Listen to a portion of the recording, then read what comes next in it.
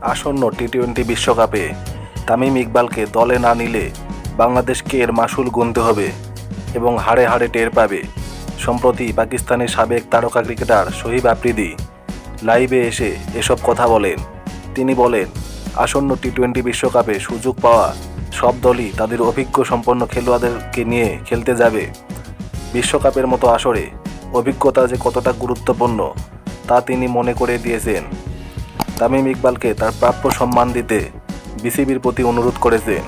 সাথে এটাও বলেন, তামিম এবারের বিশ্বকাপ দলে সুযোগ পেলে অনেক ভালো করার সম্ভাবনা আছে। এমনকি পারফরম্যান্সের দিক দিয়ে উপরের দিকেই নাম লেখাবেন তিনি।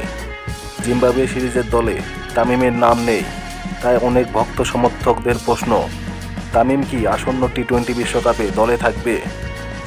প্রিয় দর্শক, আপনাদের কি মনে হয় আসন্ন টি-20 বিশ্বকাপে তামিমকে কি দলে পাবো? তা কমেন্ট করে জানিয়ে দিন।